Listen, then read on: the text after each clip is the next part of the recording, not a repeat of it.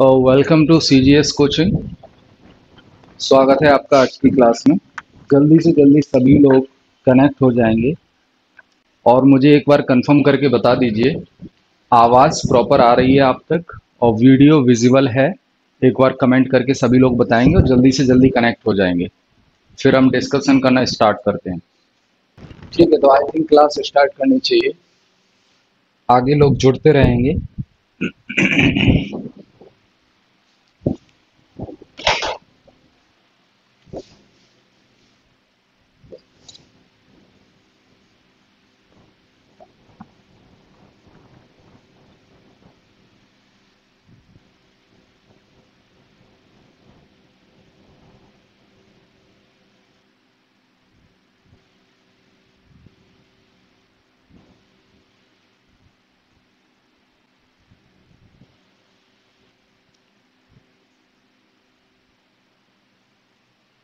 Indian polity कहें, Indian constitution कहें, Indian political system कहें या भारतीय संविधान, भारतीय राज्य व्यवस्था, सारी चीज़ें एक ही हैं। तो हम इंडियन पॉलिटी के बारे में डिस्कस करेंगे, किस तरह से हमारी क्लासेस रहेंगी आगे और कौन कौन से टॉपिक्स हैं जो इंडियन पॉलिटी के अंदर हमको कवर करके चलने हैं, जो आपके एग्ज़ाम पॉइंट ऑफ व्यू से काफ़ी इम्पोर्टेंट हैं, महत्वपूर्ण हैं। ध्यान से समझना है सारी चीज़ें और क्लास में टाइम पर आपको कनेक्ट हो जाना है, रिवीजन करते रहना है। ठीक है, तो भारतीय संविधान एवं राज्य व्यवस्था। तो सबसे पहले कोई भी सब्जेक्ट पढ़ने से पहले, किसी भी सब्जेक्ट के बारे में इंफॉर्मेशन हासिल करने से पहले और किसी भी सब्जेक्ट को तैयार करने से पहले एग्ज़ाम के लिए हमें पता होना चाहिए कि उस सब्जेक्ट के अंदर कौन कौन से टॉपिक्स हैं जो हमें तैयार करने हैं और जहां से प्रश्न पूछे जाते हैं। ठीक है, वो सारी चीज़ें पता होनी चाहिए। तो वही सारी चीज़ें हम पहले डिस्कस करेंगे। ठीक है, उसके बाद हम टॉपिक स्पेसिफिक, टॉपिक वाइज हम कंटिन्यू करेंगे लेक्चर को। लेकिन पहले हम सिलेबस डिस्कस करेंगे कि कौन कौन सी चीज़ें हैं, कौन कौन से टॉपिक्स हैं जो हमें इंडियन पॉलिटी सेक्शन के अंदर स्टडी करने हैं, तैयार करने हैं, प्रिपेयर करने हैं। ठीक है, अगर कोई है तो जल्दी से कनेक्ट हो जाएंगे।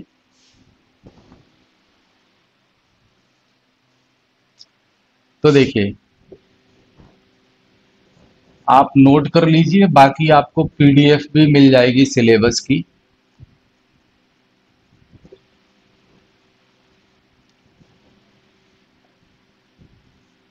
नोट भी कर लीजिए, समझते रहिए, साथ ही साथ नोट कर लीजिए और इसकी पीडीएफ भी आपको मिल जाएगी।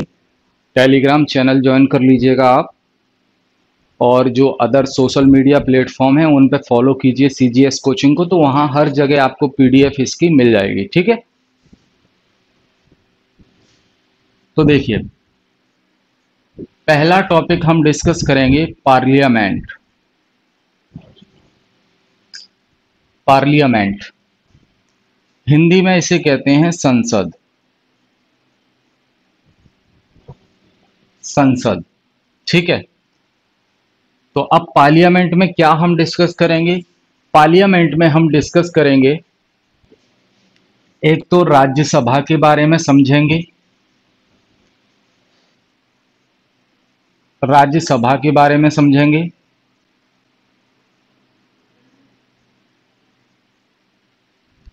दूसरा हम लोकसभा के बारे में समझेंगे।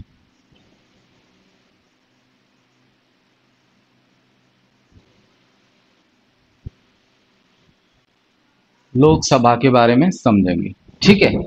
हालांकि पार्लियामेंट का जो कंपोनेंट होते हैं, मतलब किन किन से मिलकर पार्लियामेंट बनाई होती है, तो वो राज्यसभा, लोकसभा और प्रेसिडेंट भी आता है। प्रेसिडेंट यानी कि राष्ट्रपति, ये भी आता है। लेकिन राष्ट्रपति को हम, जो यूनियन एग्जीक्यूटिव है, केंद्रीय कार्यपालिका है जो टॉपिक हमारा अलग से, उसके अंदर हम राष्ट्रपति को स्टडी करेंगे। वहीं उपराष्ट्रपति को भी स्टडी करेंगे, वाइस प्रेसिडेंट को स्टडी करेंगे। तो यहां पर पार्लियामेंट के अंदर हम स्पेशली राज्यसभा और लोकसभा के बारे में स्टडी करेंगे। ये इंफॉर्मेशन मैंने आपको दे दी है कि पार्लियामेंट 3 लोगों से मिलकर बनी होती है, राज्यसभा, लोकसभा और राष्ट्रपति। लोकसभा, राज्यसभा और प्रेसिडेंट ऑफ इंडिया। ठीक है, तो पार्लियामेंट ये हमारा पहला टॉपिक होगा जिसमें हम राज्यसभा और लोकसभा डिस्कस करेंगे। हालांकि टॉपिक जब हम डिस्कस करेंगे तो काफी डिटेल में हम सारी चीजें डिस्कस करेंगे, और इस टॉपिक पर आधारित जो क्वेश्चंस हैं जो आपके एग्जाम में पूछे गए हैं और फ्यूचर में पूछे जा सकते हैं, वो भी प्रैक्टिस करेंगे टॉपिक के जस्ट बाद। ठीक है, पार्लियामेंट का काम क्या होता है यहां पे बस समझ लीजिए, बाकी तो हम डिटेल में स्टडी करेंगे इसको। पार्लियामेंट का जो मेन काम होता है वो है लॉ फॉर्मेशन का, लॉ फॉर्मेशन या लॉ मेकिंग, मतलब कानून बनाना, कानून बनाना, ये मेन काम होता है पार्लियामेंट का। इसके अलावा भी और काम होते हैं, वो हम डिटेल में डिस्कस करेंगे जब ये टॉपिक हम स्टडी करेंगे।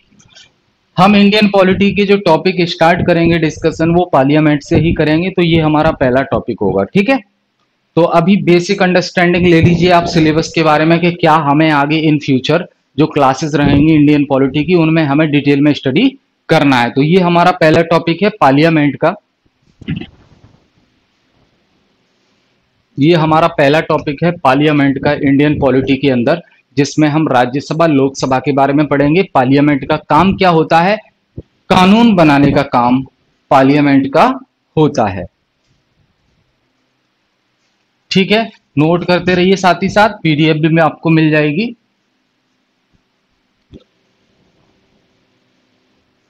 अगर कोई डाउट है जो हम डिस्कस कर रहे हैं वो आप कमेंट बॉक्स में कमेंट करके हमें पूछ सकते हैं। ठीक है,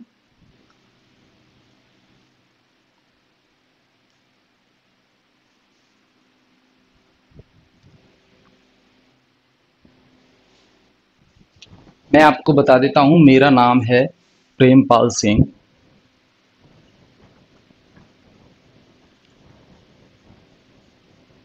प्रेमपाल सिंह मेरा नाम है और मैं आपको इंडियन पॉलिटी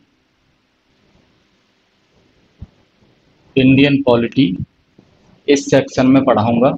इसके अलावा अदर सेक्शन की भी क्लास लेता हूं, वो आगे आपको पता लग जाएगा। ठीक है, और मैं जो है 2017 ऑनवर्ड्स से टीचिंग कर रहा हूं इस फील्ड में। ठीक है, ये मेरी बेसिक डिटेल्स है।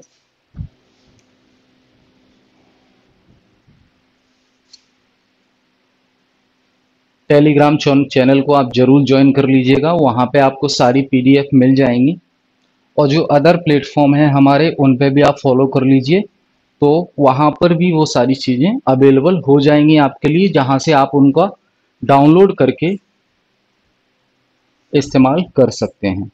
ठीक है, पहला टॉपिक। दूसरा टॉपिक है हमारा प्रेसिडेंट का। प्रेसिडेंट यानी कि राष्ट्रपति।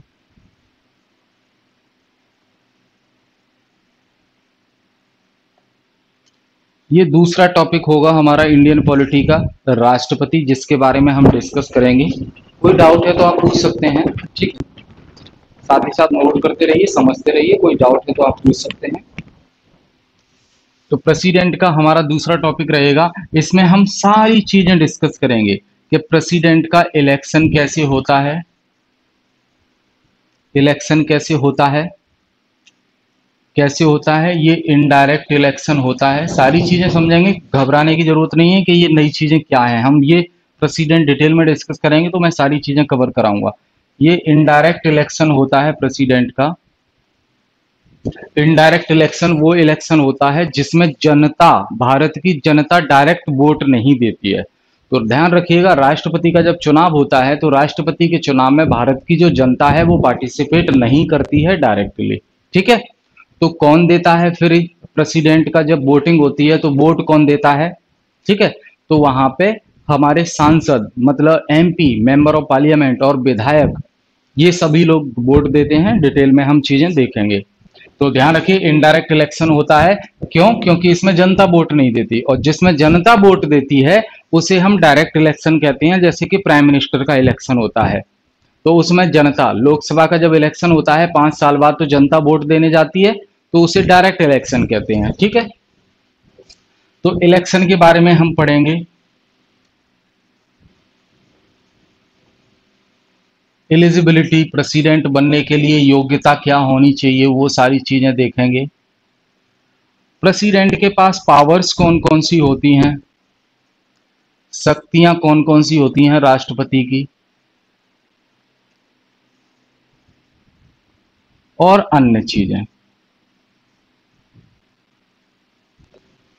जो अन्य जानकारी है राष्ट्रपति के बारे में, वो भी हम डिस्कस करेंगे जब प्रेसिडेंट हमारा सेकंड टॉपिक होगा, जिसे हम डिटेल में डिस्कस करेंगे। ठीक है।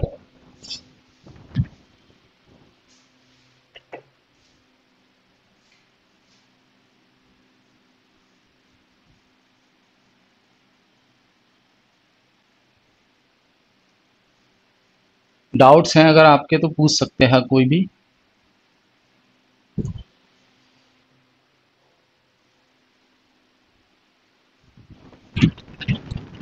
ठीक है, अमृता जी, सूर्या जी, प्रियंका जी, क्लियर है सारी चीजें? ऑन द सेम लाइन जो थर्ड टॉपिक होगा हमारा, वो प्रेसिडेंट के बाद हम वाइस प्रेसिडेंट के बारे में डिस्कस करेंगे। वाइस प्रेसिडेंट क्वेश्चंस पूछे जाते हैं, यानी कि उपराष्ट्रपति, उपराष्ट्रपति। ठीक है।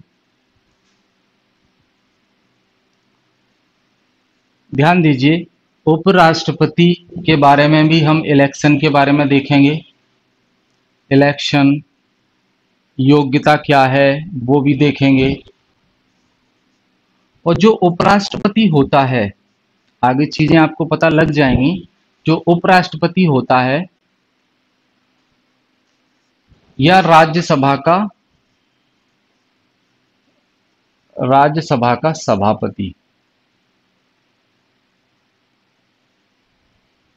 सभापति एक ही चीज है, एक ही व्यक्ति होगा।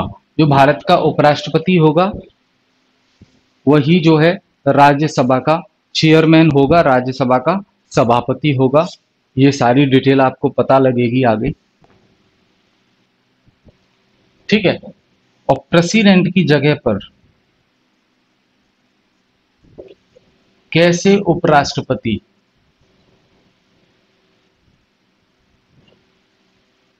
राष्ट्रपति की जगह काम कर सकता है, राष्ट्रपति की जगह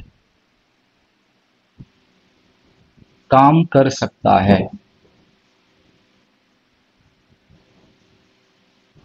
मतलब मान लीजिए, सपोज किसी सिचुएशन में प्रेसिडेंट की जो कुर्सी है, प्रेसिडेंट का जो ऑफिस है वो खाली है, तो ऐसी कौन सी स्थिति होंगी, ऐसी कौन सी सिचुएशन होंगी जिनमें प्रेसिडेंट के न होने पर वाइस प्रेसिडेंट प्रेसिडेंट की तरह काम करेगा, प्रेसिडेंट का काम करेगा। वो सारी चीजें भी हम डिस्कस करेंगे। ठीक है। तो ये हमारा थर्ड टॉपिक होगा, जिसे हम वाइस प्रेसिडेंट के नाम से जानते हैं।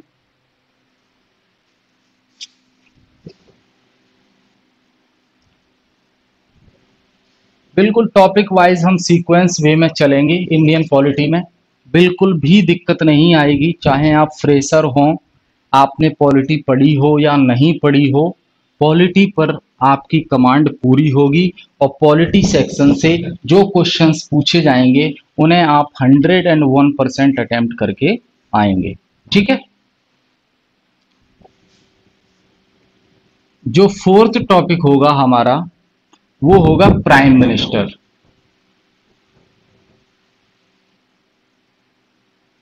प्राइम मिनिस्टर यानी कि प्रधानमंत्री,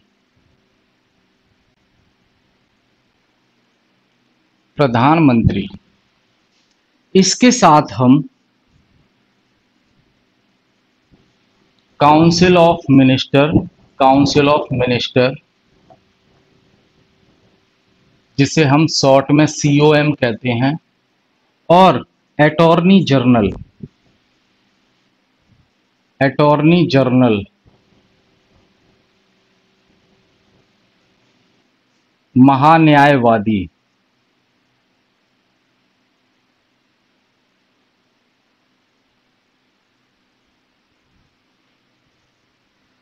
इसे कहेंगे हम मंत्रिपरिषद, मंत्रिपरिषद। तो ये सारी चीजें एक साथ डिस्कस करेंगे हम, प्राइम मिनिस्टर और प्राइम मिनिस्टर के साथ जो मिनिस्टर्स बनाए जाते हैं केंद्र में वो उनके बारे में, और अटॉर्नी जनरल महान्यायवादी, अटॉर्नी जनरल ये एडवोकेट होता है, देखिए ये एडवोकेट होता है, एडवोकेट आप समझते हैं वकील, लॉयर, लॉयर वकील, ठीक है। तो देखिए हमें अगर कोर्ट में केस लड़ना है तो हम वकील के पास जाते हैं, फिर वकील जो है हमारा पक्ष रखता है कोर्ट में, ठीक है, न्यायालय में रखता है। लेकिन सरकार को अगर केस लड़ना है तो सरकार के केस कौन लड़ता है? सरकार के केस लड़ेगा attorney general of India, Bharat का महान्यायवादी। तो इसके बारे में भी पढ़ेंगे कि क्या क्वालिफिकेशन होती है, किसको महान्यायवादी अटॉर्नी जनरल बनाया जा सकता है भारत सरकार का, तो वो सारी चीजें पढ़ेंगे। तो प्राइम मिनिस्टर के बारे में पढ़ेंगे, प्राइम मिनिस्टर की पावर्स कौन कौन सी होती हैं, प्राइम मिनिस्टर का इलेक्शन कैसे होता है, प्राइम मिनिस्टर पार्लियामेंट में क्या कंट्रीब्यूट करता है, प्राइम मिनिस्टर राज्यसभा से चुनकर आता है या लोकसभा से चुनकर आता है या किसी से भी चुनकर आ सकता है। साथ ही साथ जो काउंसिल ऑफ मिनिस्टर, जो मंत्री होते हैं, कितने प्रकार के मंत्री होते हैं केंद्र सरकार में, ठीक है, कैबिनेट मंत्री होते हैं और मिनिस्टर ऑफ स्टेट राज्य मंत्री होते हैं, डेप्यूटी मिनिस्टर होते हैं, वो सारी चीजें हम डिस्कस करेंगे, देखेंगे इसमें। फिर अटॉर्नी जनरल के बारे में देखेंगे कि भारत का महान्यायवादी कौन होता है जो सरकार का केस लड़ता है न्यायालय में जाके, ठीक है, कितने साल का इसका टर्म होता है, कितने साल के लिए इसको बनाया जा सकता है, प्रधानमंत्री कितने साल के लिए बनाया जाता है, क्या प्रधानमंत्री की डेथ होने पर द्वारा इलेक्शन होंगे या उसी पार्टी से बनाया जाएगा। बहुत सारे सवालों के जवाब आपको मिलेंगे जब प्राइम मिनिस्टर के ऊपर क्लास होगी, वो सारी चीजें आपको समझ में आएंगी। सूर्या जी कह रहे हैं ठीक है सर, समझ आ रहा है। अमृता जी क्लियर है, ओके ओके, ठीक है, नोट करते रहिए, समझते रहिए, बाकी PDF तो आपको मिल ही जाएगी इसकी, ठीक है। ये हमारा 4th टॉपिक होगा।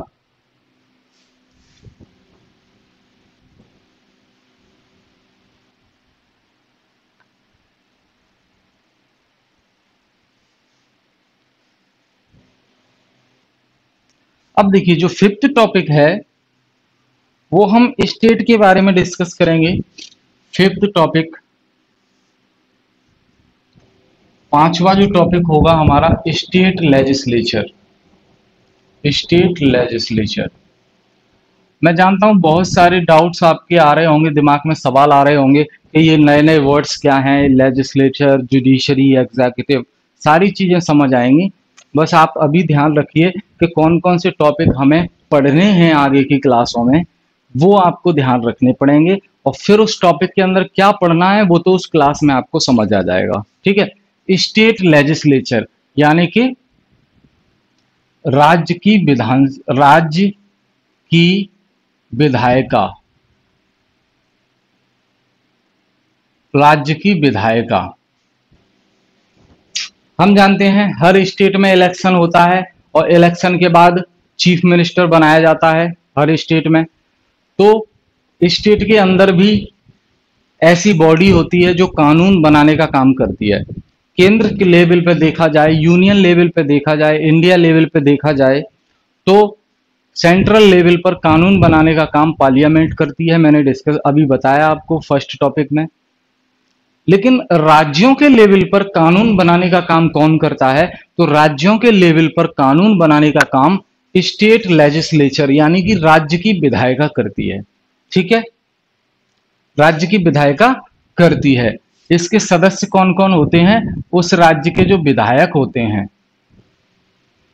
जो विधायक होते हैं, जिसे हम एमएलए कहते हैं, मेंबर ऑफ लेजिस्लेटिव असेंबली, वो इस विधायिका के सदस्य होते हैं सभी। कोई भी बिल, कोई भी कानून बनने वाला है राज्य विधायिका में या पार्लियामेंट में, तो सभी लोग आपस में डिबेट करते हैं और फिर जो है बहुमत जिसकी तरफ होता है कि ये बिल पास होना चाहिए या नहीं होना चाहिए, उस पर निर्णय किया जाता है। वो सारी चीजें देखेंगे हम, ठीक है। तो स्टेट लेजिस्लेचर का पार्ट कौन होता है? एमएलए। पार्लियामेंट की हमने बात की थी फर्स्ट टॉपिक में, तो पार्लियामेंट का पार्ट कौन होता है, कौन कौन लोग हैं जो पार्लियामेंट के सदस्य होते हैं? तो वो होते हैं एमपी, मेंबर ऑफ पार्लियामेंट, यानी कि जिन्हें हिंदी में कहते हैं सांसद। जो प्रधानमंत्री का जब चुनाव होता है तो वो सांसदों का चुनाव होता है, ऑल ओवर इंडिया से चुनकर आते हैं डायरेक्ट इलेक्शन के माध्यम से, तो वो पार्लियामेंट के जो है पार्ट होते हैं। स्टेट लेजिस्लेचर का पार्ट, राज्य की विधायिका का पार्ट कौन होता है? उस राज्य के एमएलए। उनका चुनाव भी 5 साल बाद होता है, फिर मुख्यमंत्री बनाया जाता है, ठीक है। तो ये स्टेट लेजिस्लेचर, जिसमें हम समझेंगे कि चुनाव कैसे होते हैं, कैसे ये काम करती है राज्य की विधायिका, कौन कौन से ऐसे सब्जेक्ट हैं जिन पर राज्य की विधायिका कानून बना सकती है, कौन कौन से ऐसे सब्जेक्ट हैं जिस पर पार्लियामेंट कानून बना सकती है, कौन कौन से ऐसे सब्जेक्ट हैं जिन पर पार्लियामेंट और राज्य की विधायिका यानी कि स्टेट लेजिस्लेचर दोनों कानून बना सकते हैं। वो सारी चीजें हम समझेंगे, ठीक है।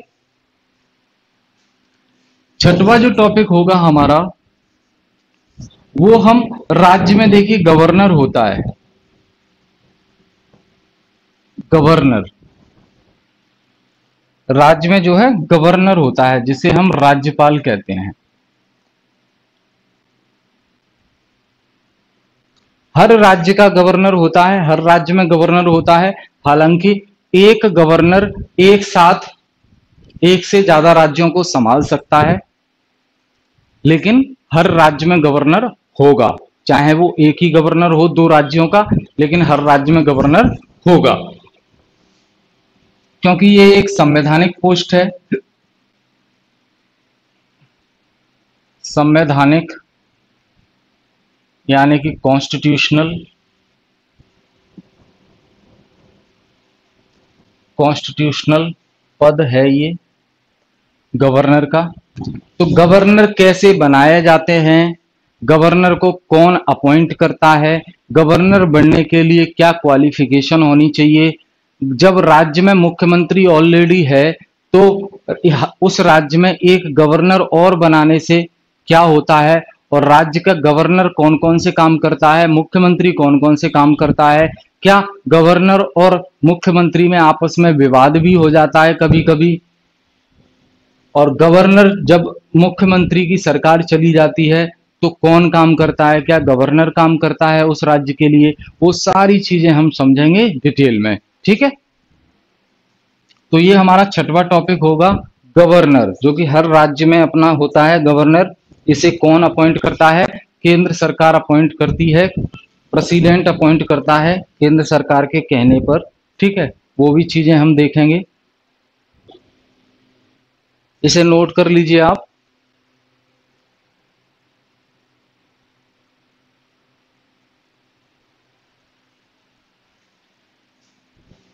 इसके बाद देख लेते हैं 7वां टॉपिक। 7वां टॉपिक हमारा होगा चीफ मिनिस्टर का, यानी कि मुख्यमंत्री।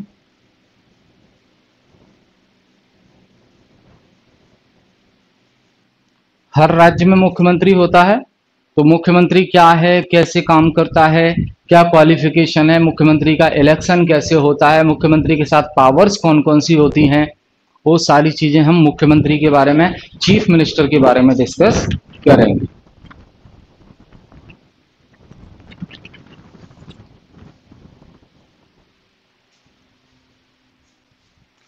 ये 7 टॉपिक कंप्लीट हो गए हैं।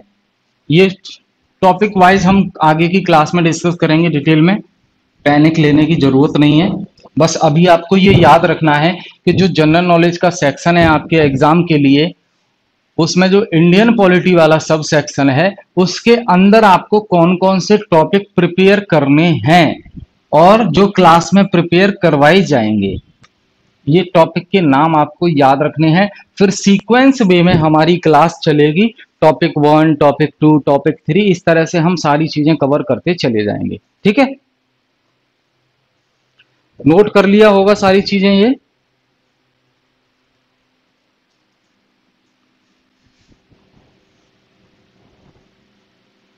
देखिए 8वां टॉपिक है हमारा पंचायती राज। पंचायती राज सिस्टम।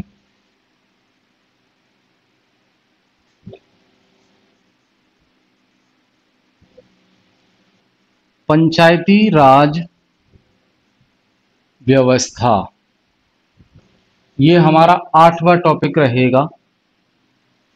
देखिए आप जानते हैं जो सरकार होती है, सरकार यानी कि गवर्नमेंट,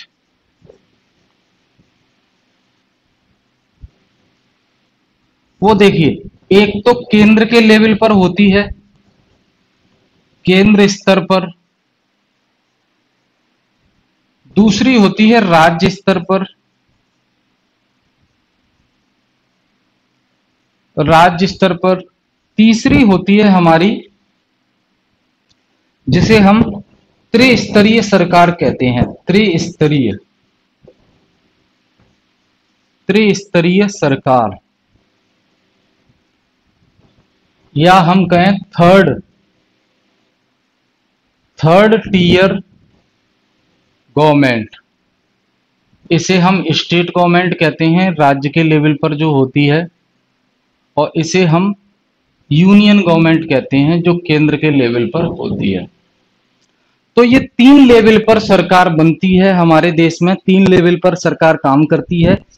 केंद्र लेवल पर जो सरकार होती है उसका जो हेड होता है वो प्राइम मिनिस्टर होता है। राज्य के लेवल पर जो सरकार होती है उसका जो हेड होता है, रियल हेड, वो मुख्यमंत्री होता है, चीफ मिनिस्टर होता है। और इन दोनों के बाद एक थर्ड लेवल की सरकार होती है जो जिसे हम लोकल गवर्नमेंट कहते हैं, जिसे हम लोकल सरकार, लोकल गवर्नमेंट भी कहते हैं। थर्ड लेवल की जो सरकार है उसे लोकल गवर्नमेंट भी कहते हैं। इसमें क्या आता है, आपने देखा होगा जो गांव होते हैं, जो गांव होते हैं विलेजेस, उसमें देखिए सरपंच का चुनाव होता है, या प्रधान भी कहते हैं, प्रधान का चुनाव होता है।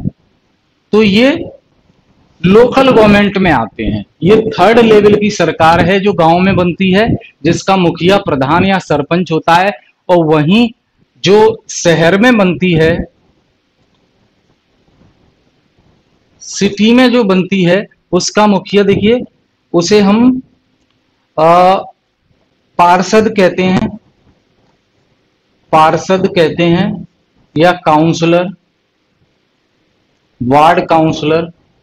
शहर में आपने देखा होगा जो लोकल लेवल पे जो 5 साल के लिए चुनकर आता है उसे पार्षद कहते हैं, और गांव में जो 5 साल के लिए चुनकर आता है उसे सरपंच या प्रधान कहते हैं। तो ये जो सरकार है ना गांव में और शहर में, तीसरे लेवल की सरकार है, इसे हम लोकल सरकार भी कहते हैं। ठीक है, तो सरकार 3 लेवल पर चलती है, केंद्र के लेवल पर, राज्य के लेवल पर, और लोकल सरकार। ठीक है, लोकल सरकार में गांव में ये चलती है और शहर में ये चलती है लोकल लेवल पर। तो ये जो लोकल सरकार होती है विलेज लेवल पर और सिटी लेवल पर, जो थर्ड टियर गवर्नमेंट जिसे हम कहते हैं, ये इसी व्यवस्था को पंचायती राज सिस्टम के नाम से जाना जाता है। पंचायती राज सिस्टम, इसी व्यवस्था को, जो लोकल गवर्नमेंट होती है, इसी व्यवस्था को पंचायती राज सिस्टम के नाम से जाना जाता है। ठीक है, तो पंचायती राज सिस्टम वाले टॉपिक्स में हम ये लोकल सरकार के बारे में स्टडी करेंगे कि लोकल सरकार में जो रिप्रेजेंटेटिव है, जो प्रतिनिधि है वो चुनकर आता है, तो किस तरह से चुनकर आता है, कौन उसको वोट देता है, चुनाव कैसे होता है, डायरेक्ट होता है या इनडायरेक्ट होता है, कितने साल के लिए चुनकर आता है, क्या क्या इनके पास पावर्स होती हैं, क्या क्या इनको काम करवाना होता है, वो सारी चीजें हम डिस्कस करेंगे पंचायती राज सिस्टम में। ठीक है, आई होप क्लियर है ये सारी चीजें।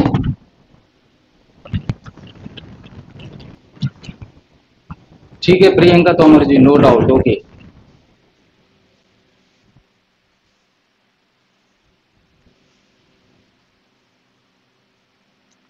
जो हमारा 9th टॉपिक होगा, देखिए समझिएगा, ये होगा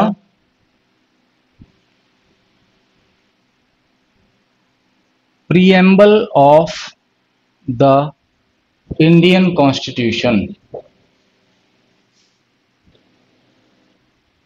preamble of the Indian constitution मतलब भारतीय संविधान, भारतीय संविधान की प्रस्तावना।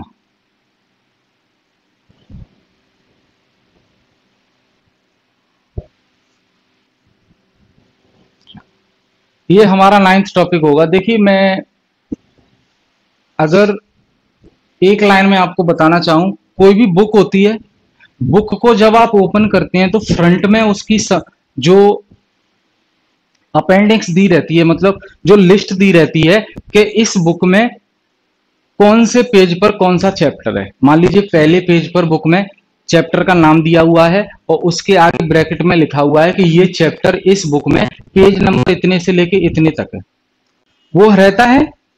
इसी तरह से भारतीय संविधान की एक प्रस्तावना है जो पूरे संविधान का निचोड़ है, जो पूरे संविधान के बारे में बात करती है। ठीक है, तो भारतीय संविधान की प्रस्तावना के बारे में हम पढ़ेंगे। इसमें कुछ इंपोर्टेंट वर्ड्स हैं जो आपको याद रखने हैं, जैसे कि जस्टिस हो गया, न्याय की बात होगी, ठीक है, और रिपब्लिक की बात होगी, गणतंत्र की बात होगी, ठीक है, और इक्वालिटी की बात होगी, समानता की बात होगी, फ्रीडम की बात होगी। ये सारे वर्ड्स आपको याद रखने हैं, इनके मीनिंग पता होनी चाहिए, वो हम डिस्कस करेंगे। तो 9th टॉपिक हमारा होगा preamble of the Indian constitution, यानी भारतीय संविधान की प्रस्तावना। ध्यान रखिएगा, भारत का संविधान जब बना तब ये प्रस्तावना नहीं थी, इसे बाद में जोड़ा गया है भारत के संविधान में संवैधानिक बदलाव करके। ठीक है, वो भी प्रोसेस हम देखेंगे कि संविधान में बदलाव कैसे किया जा सकता है और के कौन कौन से आर्टिकल्स हैं जिनके माध्यम से ये काम होता है, कितनी मेजॉरिटी चाहिए, कितना बहुमत होना चाहिए, तब संविधान में बदलाव किया जाता है, वो सारी चीजें हम समझेंगे। ठीक है, तो 9th टॉपिक तो हमारा ये हो गया, भारतीय संविधान की प्रस्तावना। 10वां टॉपिक है हमारा, 10वां टॉपिक है हमारा यूनियन एंड इट्स टेरिटरी, मतलब संघ, संघ और उसके राज्य क्षेत्र।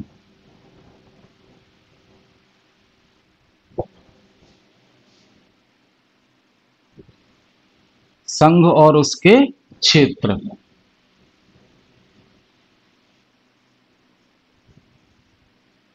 संघ और इसके क्षेत्र, मतलब ये इसमें सारी चीजें आ जाएंगी। देखिए, यूनियन आ जाएगा, मतलब केंद्र, इसमें आपका राज्य भी आ जाएंगे, यानी कि स्टेट्स, इसमें आपके यूनियन टेरिटरी भी आ जाएंगे, यूनियन टेरिटरीज, यूनियन टेरिटरीज जिन्हें हम केंद्र शासित प्रदेश कहते हैं, केंद्र शासित प्रदेश, जैसे कि दिल्ली, पौंडीचेरी, हर चंडीगढ़, अभी फिलहाल जम्मू कश्मीर, ठीक है, लद्दाख, ये केंद्र शासित प्रदेश हैं। Dadar and Nagar Haveli, Daman and दीप, अंडमान निकोबार, ये केंद्र शासित प्रदेश हैं, ये राज्य नहीं है, ये केंद्र शासित प्रदेश हैं। केंद्र शासित प्रदेश वो हैं जिन पर डायरेक्ट कंट्रोल जो है केंद्र सरकार का होता है, सिर्फ दिल्ली और पांडिचेरी को छोड़कर, क्योंकि दिल्ली और पांडिचेरी ऐसे केंद्र शासित प्रदेश हैं जिनमें मुख्यमंत्री भी होता है। बाकी के केंद्र शासित प्रदेशों में मुख्यमंत्री नहीं होता है। वहां केंद्र सरकार के द्वारा जो बंदे भेजे जाते हैं वो वहां पर रूल करते हैं। ठीक है, वो सारी चीजें हम समझेंगे इस चैप्टर में। यूनियन एंड इट्स टेरिटरी, संघ और उसके क्षेत्र, इसमें भारत के बारे में हम समझेंगे, भारत के राज्यों के बारे में समझेंगे, भारत के बारे में समझेंगे, भारत के राज्यों के बारे में समझेंगे, भारत के केंद्र शासित प्रदेश के बारे में समझेंगे, और भविष्य में कोई नया क्षेत्र भारत में जोड़ना हो तो उसके बारे में भी समझेंगे क्या प्रावधान है। ठीक है, एक राज्य का नाम बदलकर दूसरा नाम रखना, एक राज्य की थोड़ा सा हिस्सा काट कर वो एरिया का दूसरे राज्य में जोड़ देना, एक राज्य की बाउंड्री चेंज कर देना, घटा देना, बढ़ा देना, वो सारी चीजें इसमें आएंगी, वो हम पूरी प्रोसेस समझेंगे। ठीक है,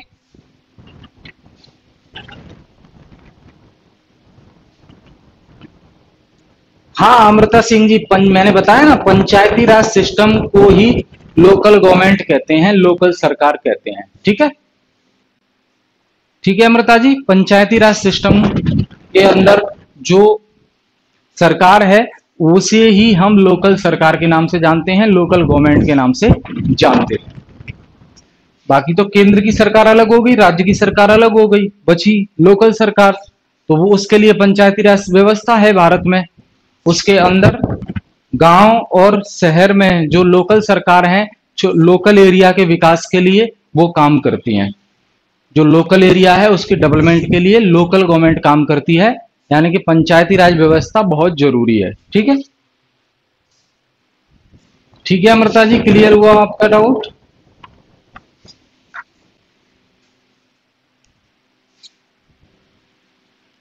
जो 11वां हमारा टॉपिक है वो रहेगा सिटीजनशिप। सिटीजनशिप यानी कि नागरिकता।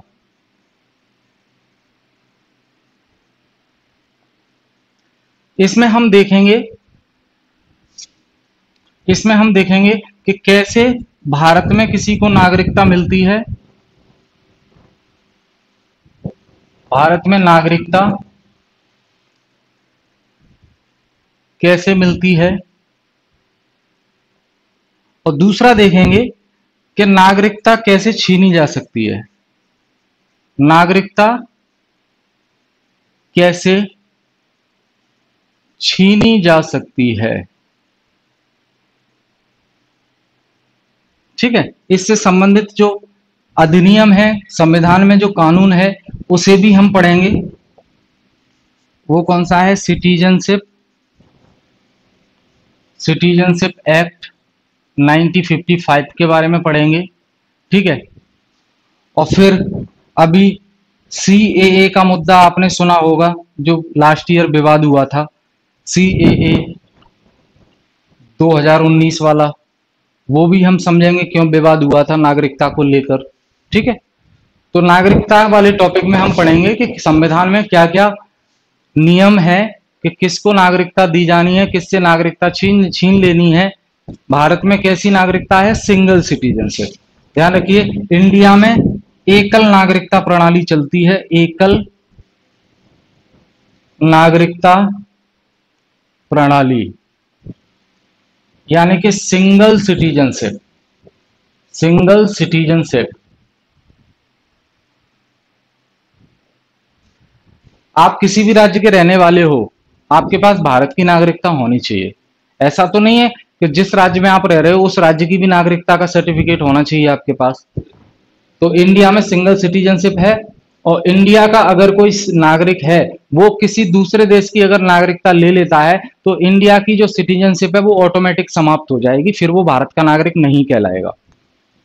ठीक है, तो ये सारी चीजें हम देखेंगे। अगला जो टॉपिक होगा वो हमारा होगा फंडामेंटल राइट्स। बहुत ही इंपॉर्टेंट टॉपिक है, काफी प्रश्न बनते हैं। फंडामेंटल राइट्स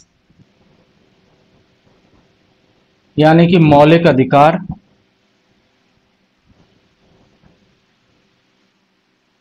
मौलिक अधिकार या मूल अधिकार भी कह सकते हैं इसको, मूल अधिकार।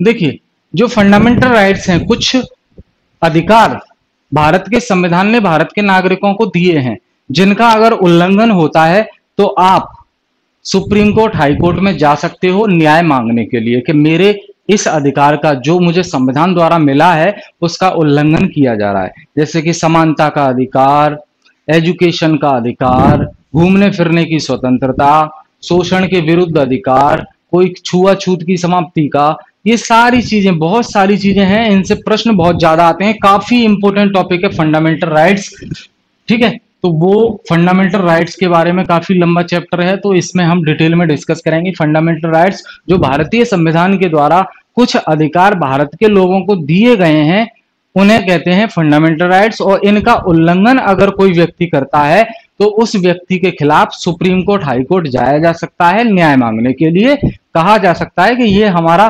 फंडामेंटल राइट्स है जो हमें संविधान के द्वारा मिला है, लेकिन इसका उल्लंघन किया जा रहा है, तो आप हमें न्याय दें और इसको सजा दें जो इसका उल्लंघन कर रहा है, ठीक है। Fundamental rights. अगला टॉपिक है हमारा directive principle of state policy. Directive principle of state policy, यानी कि राज्य के नीति निर्देशक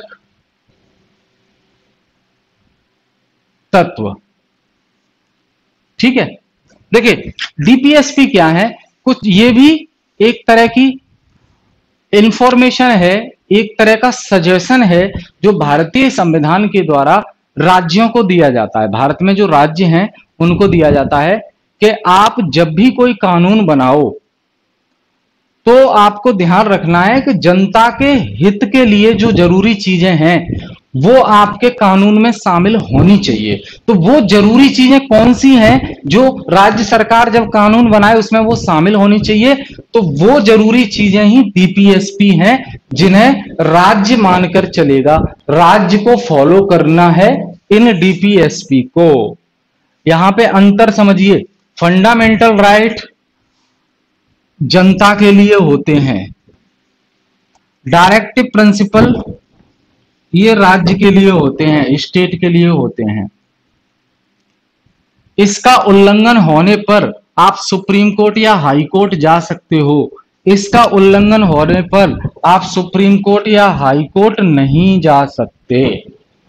क्यों नहीं जा सकते वो भी चीजें समझ में आ जाएंगी आपको जब ये चैप्टर डिस्कस करेंगे। अभी आप फिलहाल इतना याद रखिए कि जो राज्य के नीति निर्देशक तत्व हैं इसमें कुछ सजेशन है जो भारतीय संविधान के द्वारा सरकारों को दिए गए हैं कि सरकार जब भी कोई कानून बनाए तो इसमें इन सजेशंस को शामिल कर लिया जाए जिससे जनता की भलाई का काम हो सके, ठीक है।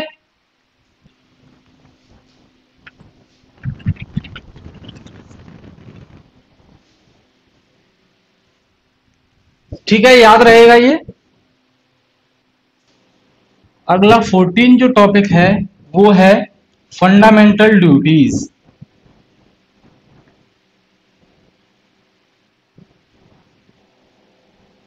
फंडामेंटल ड्यूटीज यानी कि मौलिक कर्तव्य।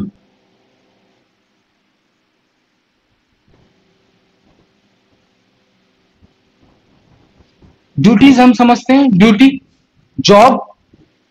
तो भारत के संविधान ने फंडामेंटल ड्यूटीज का कॉन्सेप्ट दिया है। तो फंडामेंटल ड्यूटीज में कुछ ड्यूटी बताई गई हैं, कुछ काम बताए गए हैं जो जनता को फॉलो करने पड़ेंगे। जैसे कि भारत के तिरंगे का सम्मान करना है आपको, भारत का जो जनगण मन है उसका सम्मान करना है, ठीक है।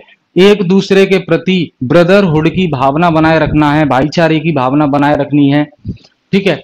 और शांति बनाए रखने हैं, लड़ाई झगड़ा नहीं करना है, वाद विवाद नहीं करना है। वो सारे का जो लिस्ट है पूरी वो मैं आपको समझाऊंगा अच्छे से। तो इनका पालन करना पड़ेगा आम जनता को, ध्यान दीजिएगा। फंडामेंटल ड्यूटीज जो कि भारत के संविधान के द्वारा आम जनता के लिए दी गई हैं, उन ड्यूटीज का पालन करना होगा भारत की आम जनता को, प्रत्येक नागरिक को, एवरी सिटीजन, हर एक सिटीजन को जो है फॉलो करनी पड़ेंगी फंडामेंटल ड्यूटीज, जैसे मैंने एग्जाम्पल के तौर पे बताया आपको। तो इनका उल्लंघन कोई व्यक्ति नहीं कर सकता, कोई व्यक्ति इनका उल्लंघन नहीं कर सकता, नहीं कर सकता। ये फॉलो करना पड़ेगा, ये आपका काम है, ड्यूटी है आपकी। जो भारत का तिरंगा है उसका सम्मान करना आपकी ड्यूटी है, वो आपको करनी है। ऐसे ही और ड्यूटी है, वो हम डिस्कस करेंगे, ठीक है। 15वां और लास्ट टॉपिक है हमारा इंडियन पॉलिटिक्स सेक्शन का, वो है constitutional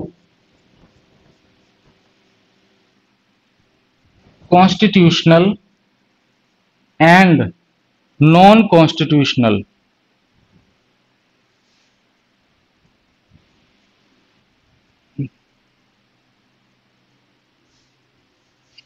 non constitutional bodies, constitutional और नॉन कॉन्स्टिट्यूशनल बॉडीज के बारे में हम पढ़ेंगे। देखिए मैं आपको बेसिक बता दूं, कॉन्स्टिट्यूशनल बॉडीज संवैधानिक संस्था वो संस्थाएं होती हैं जिनका जिक्र भारत के संविधान में किया है, और जो ऐसी संस्था जो बाद में पार्लियामेंट के माध्यम से कानून पास करके बनाई गई हैं, वो संवैधानिक संस्था नहीं कहलाएंगी, ठीक है। तो इनमें हम डिस्कस करेंगे election commission of India, election commission of India, यानी कि भारत का चुनाव आयोग।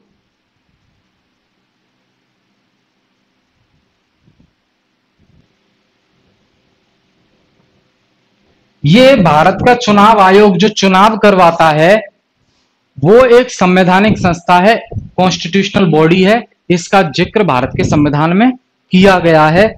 तो ये एक संवैधानिक संस्था है, इलेक्शन कमीशन ऑफ इंडिया जो है, ईसीआई शॉर्ट में कहते हैं। तो इसके साथ कुछ और कॉन्स्टिट्यूशनल बॉडीज हैं जो हम डिस्कस करेंगे। नॉन कॉन्स्टिट्यूशनल बॉडीज समझ लीजिए, नॉन कॉन्स्टिट्यूशनल बॉडीज वो होती हैं जो हैं तो, लेकिन संविधान में उनका जिक्र नहीं है। उनको बनाया कैसे गया है, पार्लियामेंट में कानून पास करके उसे बनाया गया है अलग से काम करने के लिए। जैसे कि एनजीटी जो दिल्ली में है, जिसे हम नेशनल ग्रीन ट्राइब्यूनल, हिंदी में कहेंगे राष्ट्रीय हरित प्राधिकरण। ये एनवायरमेंट की प्रोटेक्शन के लिए काम करती है। कोई पॉल्यूशन से संबंधित, एनवायरमेंटल प्रोटेक्शन से संबंधित, इनसे संबंधित ये बॉडी है। नेशनल ग्रीन ट्राइब्यूनल दिल्ली में है ऑफिस इनका। तो ये एनवायरमेंट प्रोटेक्शन के लिए काम करती है तो ये भी बॉडी, ये भी संस्था है। और इलेक्शन कमीशन भी एक संस्था है, लेकिन इलेक्शन कमीशन एक संवैधानिक संस्था है। क्यों? क्योंकि उसका जिक्र संविधान में है। एनजीटी को पार्लियामेंट के द्वारा बनाया गया है, फिर स्थापित किया गया है, इसलिए वो नॉन कॉन्स्टिट्यूशनल बॉडी कहलाएगी, कॉन्स्टिट्यूशनल बॉडी नहीं कहलाएगी। ये तो एक एक बॉडी का एग्जांपल लेके मैंने आपको बस बताया है। एक दो और हैं इंपोर्टेंट, कॉन्स्टिट्यूशनल के अंदर भी, नॉन कॉन्स्टिट्यूशनल के अंदर भी, वो हम डिस्कस करेंगे जब ये टॉपिक हम डिस्कस करेंगे, ठीक है। यहां तक बताइए, किसी को कोई डाउट है क्या?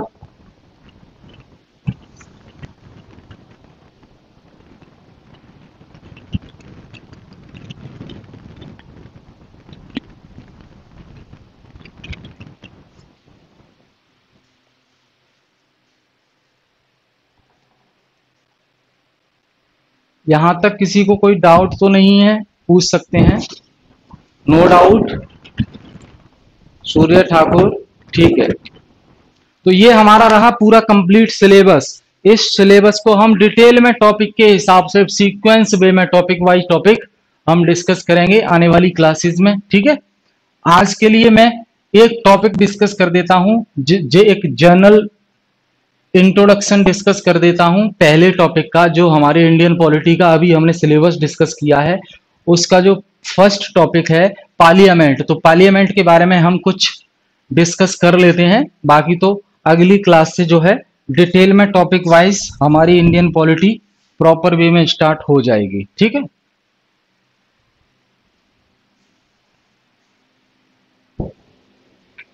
देखिए, मेन काम हमने डिस्कस किया अभी टॉपिक, जब मैंने क्लास में टॉपिक डिस्कस किया था, मतलब सिलेबस डिस्कस किया था, तो उसमें पार्लियामेंट जब बताया था मैंने सिलेबस का, तो उसमें मैंने बताया था मेन फंक्शन जो है, मेन फंक्शन, मुख्य काम क्या है, मुख्य काम है आपका लॉ मेकिंग का, यानी कि कानून बनाने का। ये पार्लियामेंट का मेन काम है। अभी हम जनरल बातें करेंगे, आज पार्लियामेंट के बारे में हम जनरल चीजें डिस्कस करेंगे, बिल्कुल जनरल बातें, जिससे आपकी थोड़ी सी अंडरस्टैंडिंग डेवलप हो सके। ठीक है। और साथ ही साथ पार्टिसिपेट कीजिए, अगर कोई डाउट है तो आप पूछ सकते हैं, कुछ इंफॉर्मेशन है वो भी शेयर कर सकते हैं, इससे पार्टिसिपेशन बढ़ेगा क्लास में। ठीक है। तो लॉ मेकिंग, कानून बनाना जो है भारत की संसद का, इसे पार्लियामेंट कहिए या यूनियन पार्लियामेंट, बात एक ही है, क्योंकि केंद्र लेवल की ही होती है ये। ठीक है। तो मेन फंक्शन है कानून बनाने का। अब बात आती है, मैंने डिस्कस किया था कि जो पार्लियामेंट है, जो पार्लियामेंट है वो तीन लोगों से मिलकर बनी होती है। पहला है लोकसभा, लोकसभा, दूसरा है राज्यसभा, और तीसरा है प्रेसिडेंट।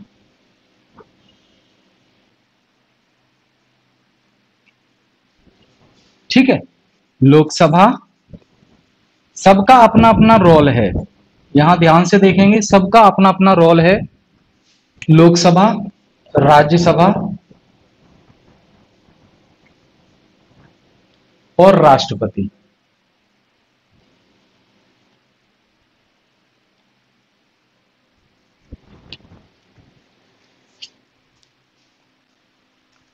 पार्लियामेंट के कंपोनेंट, मतलब पार्लियामेंट किन किन लोगों से मिलकर बनी होती है, पार्लियामेंट कंपोनेंट,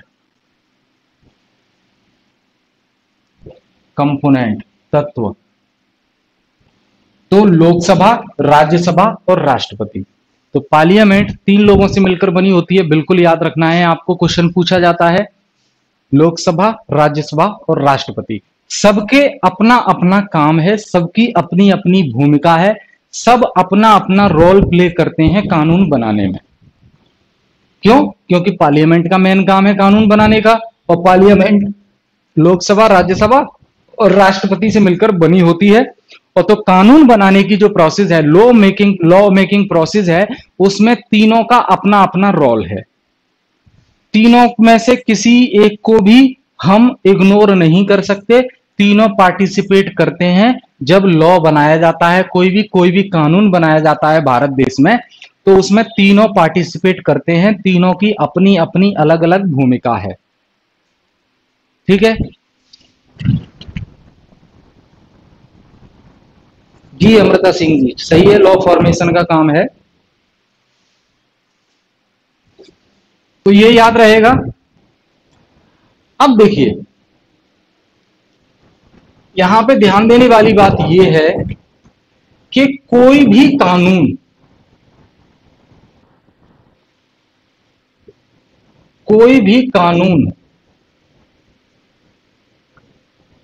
तब तक कानून नहीं बन सकता, तब तक कानून नहीं बन सकता जब तक के जब तक के उस पर जब तक कि उस पर राष्ट्रपति के राष्ट्रपति के सिग्नेचर, यानी कि हस्ताक्षर न हो जाएं, बहुत ही जरूरी बात है, कोई भी कानून पार्लियामेंट में कोई भी कानून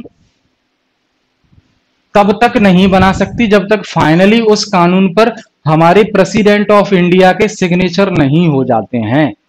तो इसका कहने का मतलब क्या है कि कोई भी कानून कानून तब माना जाता है जब उस कानून पर प्रेसिडेंट ऑफ इंडिया के सिग्नेचर हो जाए, तब वो कानून माना जाएगा, तब वो उसे लागू किया जाएगा देश में। ठीक है,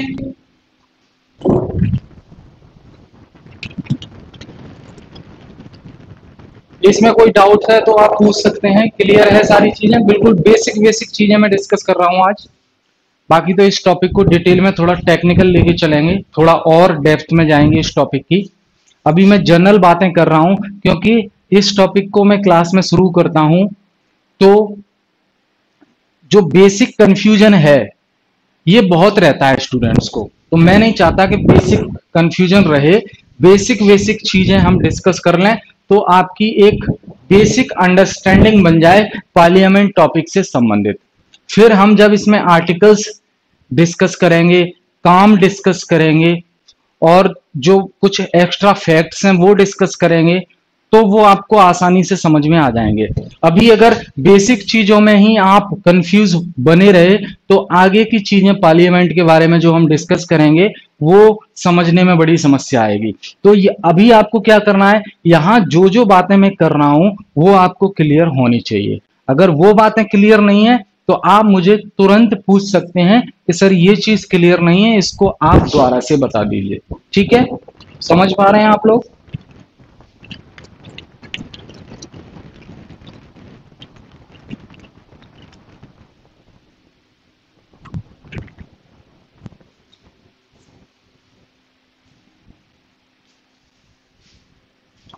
नोट कर लिया ये?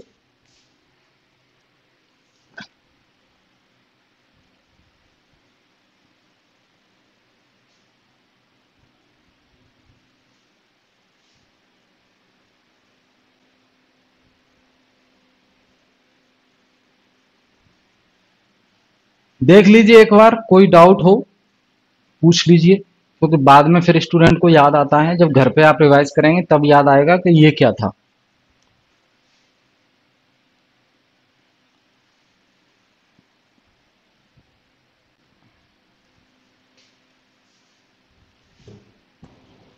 तो अभी तक हमने सिर्फ ये डिस्कस किया है कि जो पार्लियामेंट है वो लोकसभा से, राज्यसभा से और प्रेसिडेंट राष्ट्रपति से मिलकर बनी होती है। ठीक है,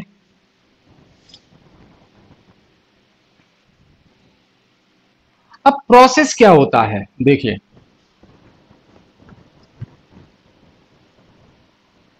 प्रोसेस जनरल वे में हम समझते हैं प्रोसेस ऑफ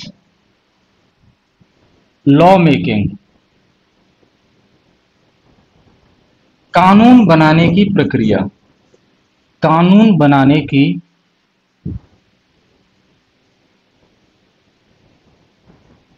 प्रक्रिया।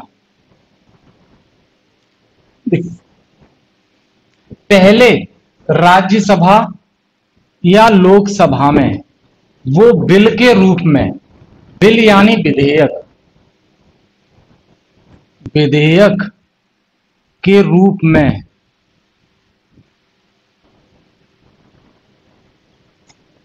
चर्चा होगी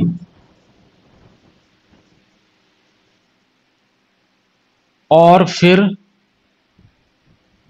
वो बिल पारित होगा, पारित यानी कि पास होगा। ये तो राज्यसभा लोग, चाहे लोकसभा में पहले आ जाए वो या राज्यसभा में पहले आ जाए, दोनों में पास होना जरूरी है। पास होना इन द सेंस, जो कानून केंद्र सरकार बनाना चाहती है उसके फेवर में कितने लोग हैं जो कह रहे हैं कि हाँ इस कानून को बना दिया जाए, तो उस पर पहले चर्चा होती है। उसमें कोई कमी होती है उस बिल में तो वो दूर की जाती है। लोगों, जब लोग आपस में चर्चा करते हैं, सभी एमपी, पार्लियामेंट में कौन बैठता है, मैंने बात की पार्लियामेंट में, पार्लियामेंट के जो मेंबर होते हैं, मेंबर यानी कि संसद के जो सदस्य होते हैं, संसद के जो सदस्य होते हैं उनको क्या कहते हैं? उनको सांसद कहते हैं। सांसद इंग्लिश में कहते हैं मेंबर ऑफ पार्लियामेंट। वोट दिए होंगे ना आप लोग, अगर 18 से ऊपर हैं तो। मेंबर ऑफ पार्लियामेंट, ये लोग बैठते हैं पार्लियामेंट में। फिर ये लोग, जो बिल आता है कानून बनने के लिए, देखिए जब तक कानून नहीं बन जाता है तब तक उसे बिल कहते हैं। बिल मतलब विधेयक। और जब उस पर राष्ट्रपति के साइन हो जाते हैं तब वो बन जाता है लॉ, यानी कि कानून। ठीक है, तो राज्यसभा और लोकसभा में जो आता है कानून बनने के लिए तब तक कहते हैं उसे बिल। और जब राज्यसभा लोकसभा में वो बिल पास हो जाता है, मतलब सहमति मिल जाती है लोगों की, सांसदों की सहमति मिल जाती है, ज्यादातर सांसदों की, तो फिर वो राष्ट्रपति के पास चला जाता है साइन होने के लिए। और राष्ट्रपति जब उस पर साइन कर देते हैं तब वो बन जाता है फाइनली कानून, और फिर उसको लागू कर दिया जाता है। जो भी मकसद से वो कानून बनाया गया हो, उस मकसद के लिए उस कानून को लागू कर दिया जाता है। ठीक है, तो प्रोसेस क्या है? लोकसभा या राज्यसभा में विधेयक के रूप में वो आएगा, फिर पास हो जाएगा। पास होने के बाद फिर प्रेसिडेंट के सिग्नेचर होंगे, प्रेसिडेंट के सिग्नेचर होंगे, तब फाइनली वो लॉ बनेगा, कानून बनेगा। अब यहां पे बहुत सी चीजें हैं जो हम प्रेसिडेंट में डिस्कस करेंगे। जैसे प्रेसिडेंट के पास जब कोई बिल आता है सिग्नेचर के लिए, तो प्रेसिडेंट उसे वापस भी कर सकता है, नहीं करे प्रेसिडेंट साइन। तो ऐसी कौन सी परिस्थिति है, ऐसी कौन सी सिचुएशन है, ऐसी कौन सी कंडीशन है जिनमें प्रेसिडेंट के पास ये पावर होती है कि वो किसी भी बिल को वापस कर सकता है बिना साइन किए? तो प्रेसिडेंट हम पढ़ेंगे, उसमें प्रेसिडेंट के बारे में डिटेल में हम ये चीजें समझेंगे कि प्रेसिडेंट बिल जो है कब रिटर्न कर सकता है। अभी सिंपली प्रोसेस समझिए लॉ फॉर्मेशन की, कि राज्यसभा या लोकसभा में विधेयक के रूप में वो आएगा, फिर पास हो जाएगा। मतलब ये सांसद जो है मेंबर ऑफ पार्लियामेंट, शॉर्ट में कहते हैं एमपी, एमपी, ये एमपी जो है उस पर चर्चा करेंगे और फिर वो पास हो जाएगा। उसके बाद प्रेसिडेंट के पास भेजा जाएगा साइन करने के लिए, प्रेसिडेंट साइन कर देंगे, तब वो कहीं कानून बनता है, फिर उसको लागू किया जाएगा देश में, या जिस भी क्षेत्र के लिए वो कानून बनाया गया है उस क्षेत्र में लागू किया जाएगा। यहां तक क्लियर है सारी चीजें? एक बार मुझे बता दीजिए। बेसिक चीजें डिस्कस कर रहा हूं मैं, टेक्निकल तो जा ही नहीं रहा है। जहां आर्टिकल्स वगैरह डिस्कस करेंगे वो तो मैं अभी डिस्कस कर ही नहीं रहा हूँ, सिर्फ बेसिक अंडरस्टैंडिंग के लिए मैं ये चीजें डिस्कस कर रहा हूँ, जिससे एक बेसिक आइडिया हो जाए आपको। नेक्स्ट क्लास में पार्लियामेंट तो हम और डेप्थ में डिस्कस करेंगे, क्योंकि क्वेश्चंस पूछे जाते हैं काफी। लेकिन ये समझना बहुत जरूरी है, बेसिक अंडरस्टैंडिंग होना जरूरी है पार्लियामेंट के बारे में। देख लीजिए, कोई डाउट तो नहीं है? एक बार लोकसभा से जो मेंबर होते हैं, लोकसभा के जो मेंबर यानी कि सदस्य होते हैं, उनको क्या कहा जाता है? उनको कहा जाता है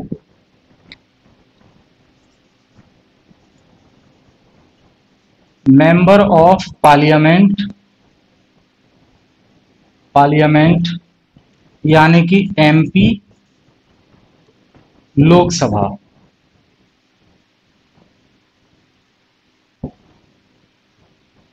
एमपी कहा जाता है, लेकिन एमपी लोकसभा से है। और राज्यसभा के जो सदस्य होते हैं, जो मेंबर होते हैं, राज्यसभा के जो सदस्य होते हैं उन्हें कहा जाता है एमपी राज्यसभा। भाई हैं तो दोनों एमपी, दोनों सांसद हैं, हैं तो दोनों सांसद, चाहे वो राज्यसभा से चुनकर आए हों या लोकसभा से, लेकिन लोकसभा से जो चुनकर आते हैं उन्हें सांसद लोकसभा कहा जाता है, और जो राज्यसभा से चुनकर आते हैं उन्हें सांसद राज्यसभा कहा जाता है। ये आपको याद रखना है, ठीक है।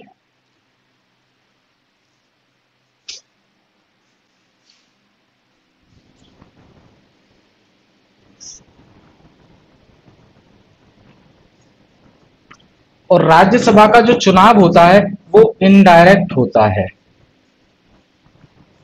इनडायरेक्ट इलेक्शन, मतलब अप्रत्यक्ष चुनाव, अप्रत्यक्ष चुनाव, सॉरी ये लोकसभा है। राज्यसभा का इनडायरेक्ट इलेक्शन, अभी मैं समझाता हूं आपको। अप्रत्यक्ष चुनाव,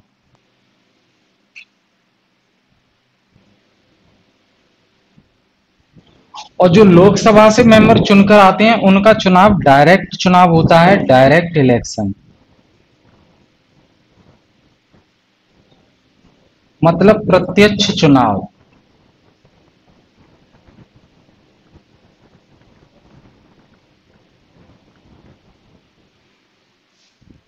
ये चीजें आपको पता होनी चाहिए। जी Priyanka Tomar ji, what is difference between MP and MLA? Priyanka Tomar ji पूछ रही हैं what is difference between MP and MLA. बिल्कुल बताता हूं अभी मैं आपको, इसे आप नोट कर लें। इसमें कोई डाउट है तो आप पूछ सकते हैं। डायरेक्ट इलेक्शन और इनडायरेक्ट इलेक्शन क्या होता है, पता है किसी को? प्रियंका जी मैं आपके सवाल पर आता हूं अभी, डोंट वरी।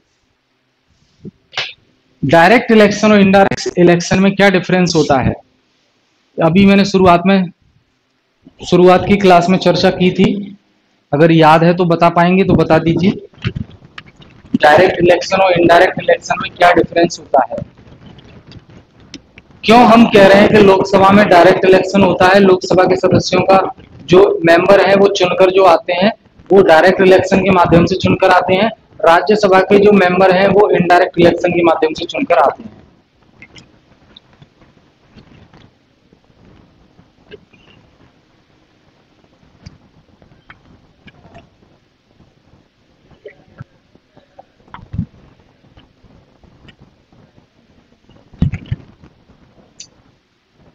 प्रियंका जी पहली क्लास में मैंने डिस्कस किया, अगर याद है आपको तो बता पाएंगे डायरेक्ट इलेक्शन और इनडायरेक्ट इलेक्शन को किस बेस पे हम डिफरेंशिएट करते हैं?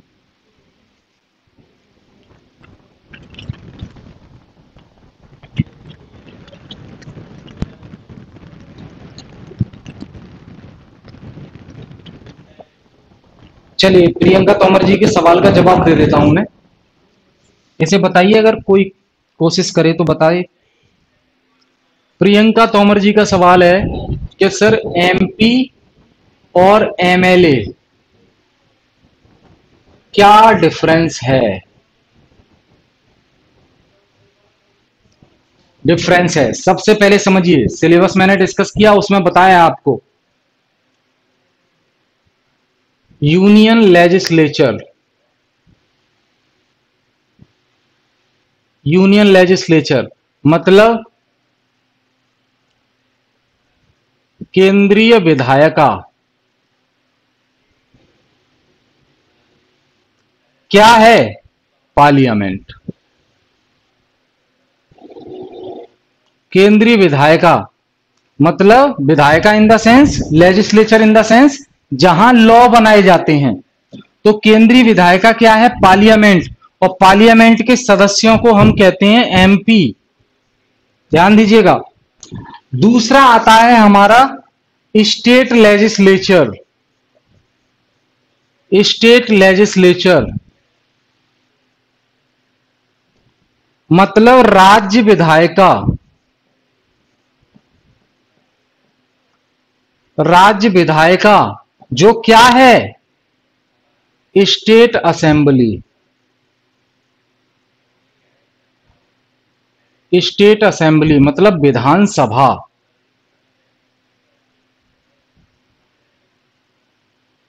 जो हर राज्य में होती है।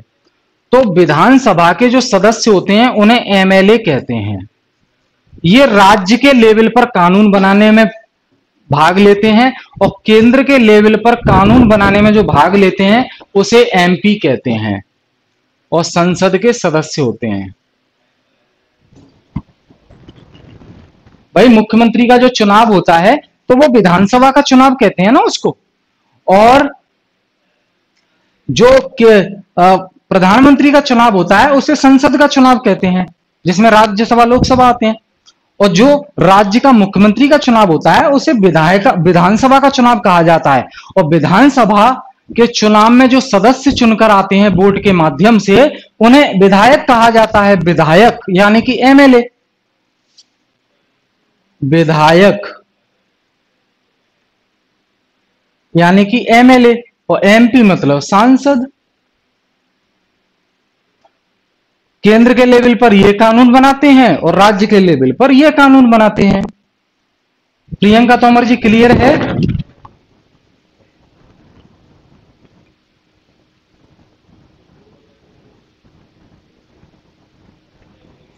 स्टेट लेवल पे एमएलए होते हैं। प्रियंका तोमर जी मुझे जल्दी से बताएंगे, क्लियर हुआ एमपी और एमएलए में डिफरेंस?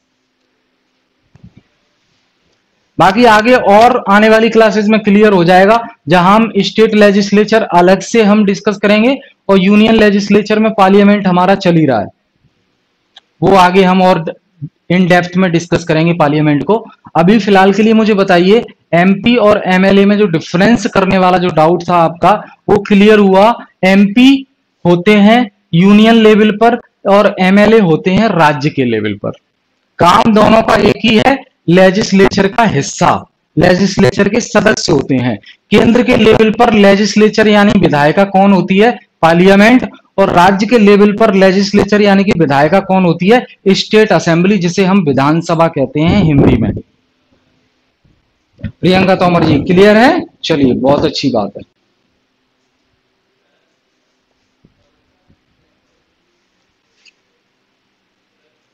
डायरेक्ट इलेक्शन और इनडायरेक्ट इलेक्शन, अभी किसी ने जवाब दिया?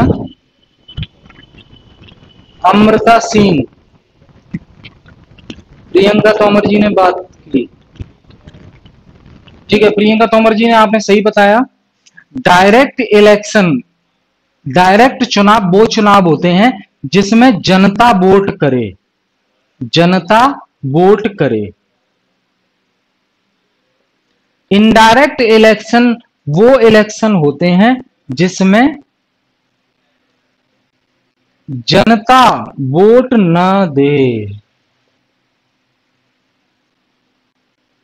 कोई और दे। कोई और इन द सेंस एमपी देते हैं और एमएलए देते हैं, ये वोट देते हैं, सॉरी एमएलए देते हैं उस राज्य के।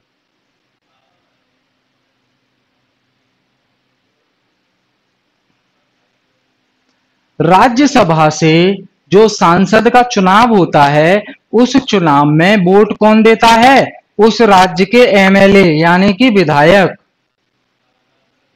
जनता वोट नहीं देती, लेकिन लोकसभा के सदस्यों का जो चुनाव होता है उनमें जनता वोट देती है डायरेक्ट।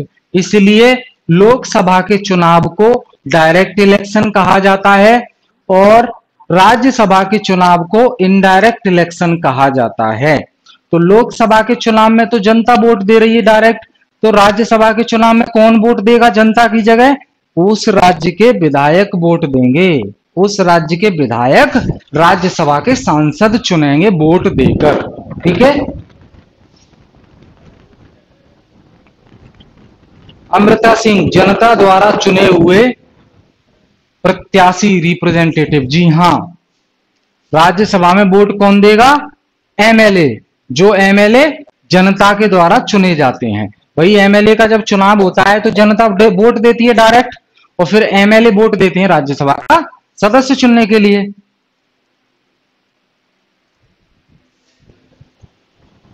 अब सवाल है एक कि सर जब लोकसभा से, ध्यान से समझिएगा, जब लोकसभा से मेंबर चुनकर आ सकते हैं, मेंबर्स चुनकर आ सकते हैं और वो पार्लियामेंट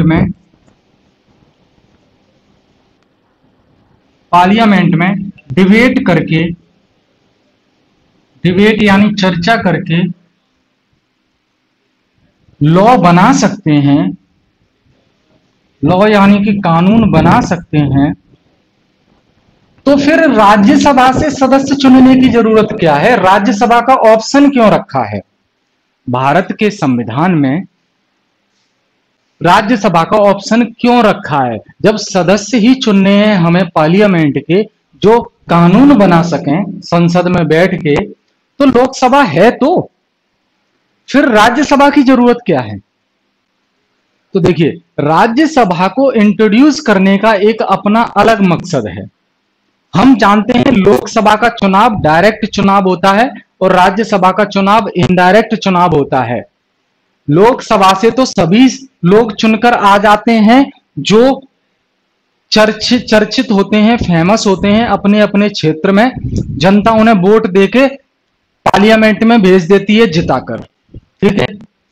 लेकिन जरूरी नहीं है कि लोकसभा से जो सदस्य चुनकर आए वो पढ़े लिखे या बहुत इंटेलिजेंट हों। पॉसिबल है ये? मेरी बात समझिए, जरूरी नहीं है कि लोकसभा से जो सदस्य आ रहे हैं चुनाव जीतकर वो ज्यादा पढ़े लिखे या इंटेलिजेंट भी हों, ऐसा जरूरी नहीं है, क्योंकि जनता के बीच में उनका नाम है, उनकी पहचान है, इसलिए उनके क्षेत्र से जनता ने उन्हें वोट देकर जिताकर भेज दिया पार्लियामेंट में बैठने के लिए।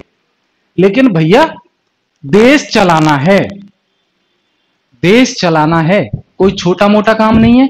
कानून बनाना है तो पढ़ा लिखा होना, इंटेलिजेंट होना, तो इंटेलिजेंट लोगों की भी जरूरत है पार्लियामेंट में कि वो भी बैठें और जो बिल पास होने वाला है या जो बिल कानून बनने वाला है उस पर अपनी राय दें, सजेशन दें, क्या ये करना सही होगा।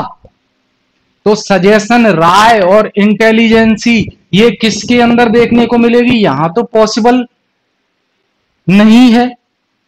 मैं ये नहीं कह रहा कि पूरे 500 से ज्यादा जो मेंबर होते हैं लोकसभा के वो सभी एकदम अनपढ़ आएंगे, नहीं। मेरा कहने का मतलब ये नहीं है। मेरा कहने का मतलब है जरूरी नहीं है कि वो पढ़े लिखे या ज्यादा इंटेलिजेंट हो। और कानून, कुछ पेचीदा कानून बनाने के लिए पढ़े लिखे लोगों की राय लेना जरूरी है। और राय, कानून बनाते समय सजेशन किसके लिए जाते हैं? सांसदों के। और सांसद ज्यादा इंटेलिजेंट नहीं है तो सजेशन वो कैसे दे पाएंगे? अपने लेवल तक के दे पाएंगे। इसलिए राज्यसभा का कॉन्सेप्ट रखा गया है कि राज्यसभा में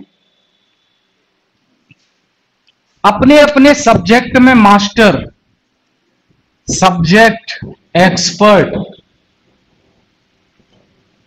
लोग शामिल हो सकें, शामिल हो सकें।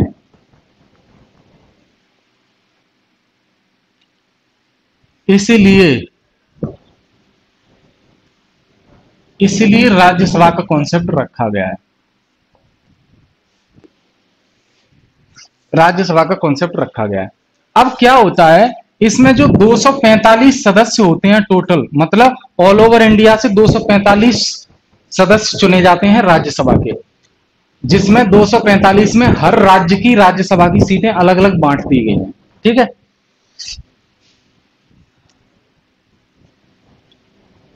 अभी 550 हैं, ठीक है। तो अभी ये मत समझिए, डिटेल में हम डिस्कस करेंगे तो हम इनको नंबर को भी देखेंगे अच्छे से, कौन कहां से आता है। 245 में से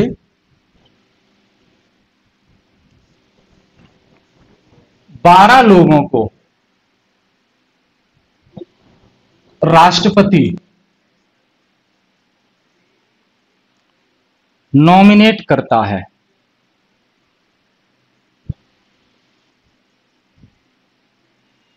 मतलब इन 12 लोगों का चुनाव नहीं होता, ना डायरेक्ट ना इनडायरेक्ट, ये राष्ट्रपति अपॉइंट करता है इन लोगों को, राष्ट्रपति अपनी तरफ से नॉमिनेट करता है इन लोगों को।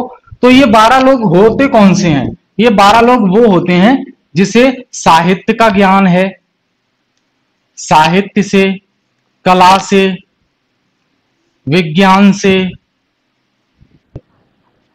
ऐसे कुछ सब्जेक्ट हैं जो इन चीजों में माहिर होते हैं, उन लोगों को राष्ट्रपति के द्वारा अपॉइंट किया जाता है। तो आप मान के चलिए जैसे साइंस से संबंधित कोई कानून बनाया जा रहा है, तो साइंस फील्ड से राष्ट्रपति के द्वारा नॉमिनेट व्यक्ति अच्छी राय दे पाएगा कि नहीं दे पाएगा? दे पाएगा बिल्कुल, क्योंकि वो साइंस एंड टेक्नोलॉजी में एक्सपर्ट है। इसलिए ये राज्यसभा का ऑप्शन रखा गया है। अब देखिए, कभी कभार लोकसभा से कोई व्यक्ति चुनाव जीतकर नहीं आ पाता, राज्यसभा लोकसभा से चुनाव जीतकर नहीं आ पाता, लेकिन व्यक्ति अच्छा है, तो सरकार उस व्यक्ति को जो लोकसभा से चुनाव में हार गया है उसे राज्यसभा के जरिए एंट्री दे देगी और एमपी बना देगी। समझ रहे हैं? या कोई व्यक्ति लोकसभा से चुनाव लड़ता ही नहीं है और उसे जो है सदस्य बनाना है, तो राज्यसभा से बना दिया जाएगा। For example prime minister Manmohan Singh, prime minister Manmohan Singh, Manmohan Singh जो मोदी जी से पहले प्रधानमंत्री थे भारत के, मनमोहन सिंह,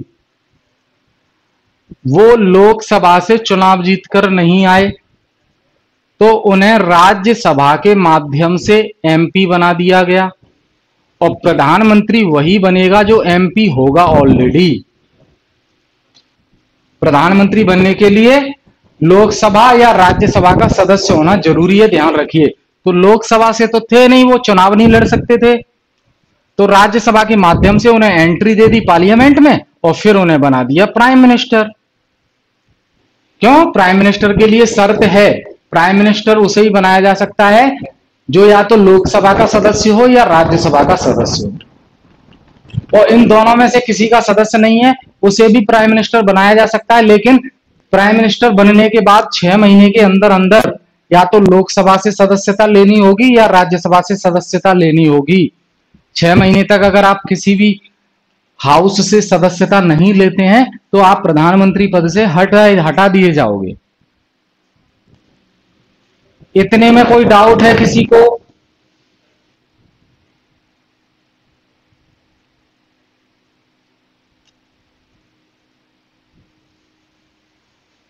कॉन्सेप्ट समझ में आया? बाकी राज्यसभा लोकसभा डिटेल में डिस्कस करेंगे तो और अच्छे से समझ में आएगा।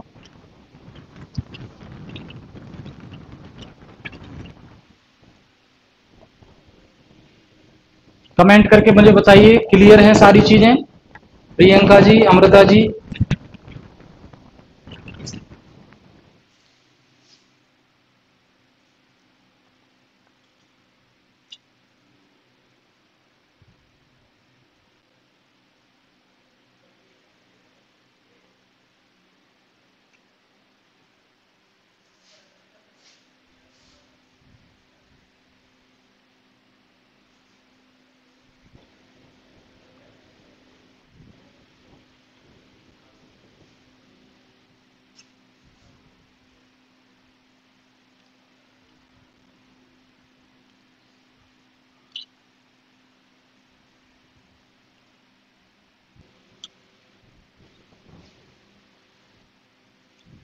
बताइए यहां तक सारी चीजें क्लियर हैं? अगर किसी भी प्रकार का कोई डाउट है तो आप पूछ सकते हैं।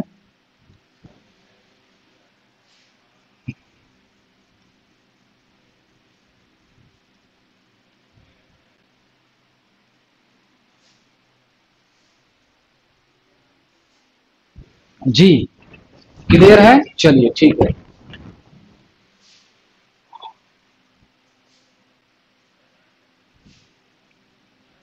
देखिए, लोकसभा को हाउस ऑफ द पीपल भी कहते हैं, हाउस ऑफ द पीपल,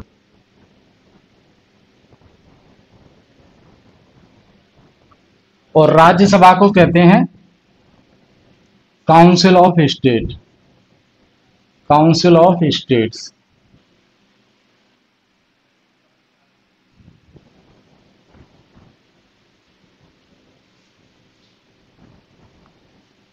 और इसी को दूसरा नाम है अपर हाउस। अपर हाउस यानी कि उच्च सदन। और वहीं इसे कहते हैं लोअर हाउस,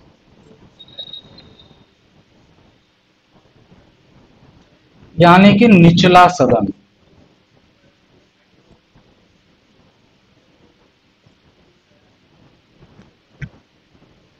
और जो हाउस ऑफ द पीपल है यानी कि लोकसभा है, ये टेम्परेरी हाउस होता है।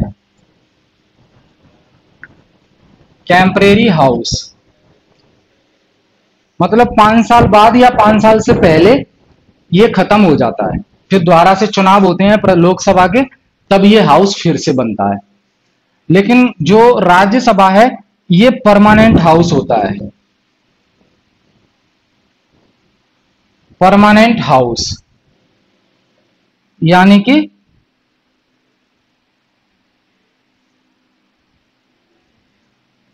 जो कभी डिसॉल्व,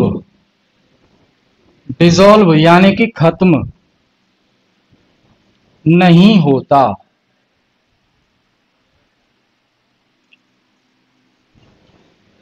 ये टेम्परेरी होता है, क्यों? क्योंकि ये डिसॉल्व हो जाता है। डिसॉल्व यानी कि खत्म हो जाता है।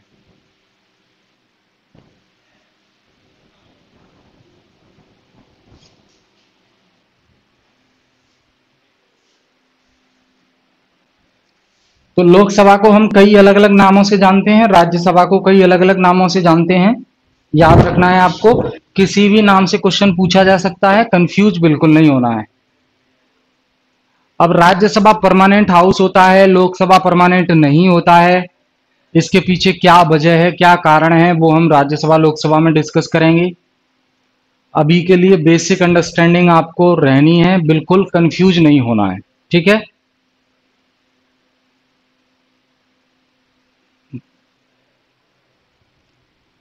ठीक है, क्लियर है सारी चीजें। मीन्स राज्यसभा के मेंबर्स पार्लियामेंट परमानेंट होते हैं। जी नहीं, वो कॉन्सेप्ट मैं बताऊंगा। देखिए बता देता हूं, राज्यसभा के अंदर हर 2 साल में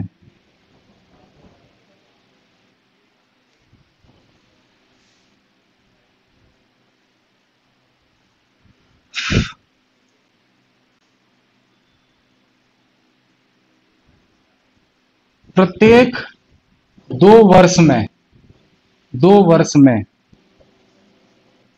राज्यसभा के कुछ सदस्य